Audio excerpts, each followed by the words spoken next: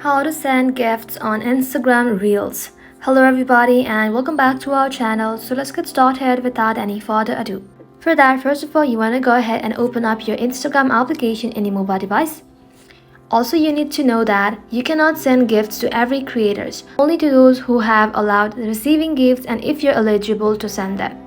For that, first of all, you must add your payment method, and to do so, you want to go ahead and simply tap on your profile icon and then go ahead and tap on this three line icon.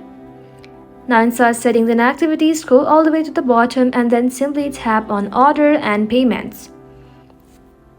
Inside here, you'll be able to find payment information. Go ahead and tap on credit and debit cards and then type in your payment information, and just like so, you are ready to send gifts. Now after you have added your payment method, head back to your home screen and then tap on the Reel section. So inside the Reel section, if the creator allows gift, you'll see a send gift button next to the profile name on the left side of the screen.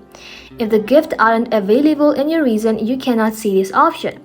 But if it's available, go ahead and tap on send gift and choose the number of stars to gift. The creators will later convert those stars into real currency. And that is how you send gift on Instagram Reels.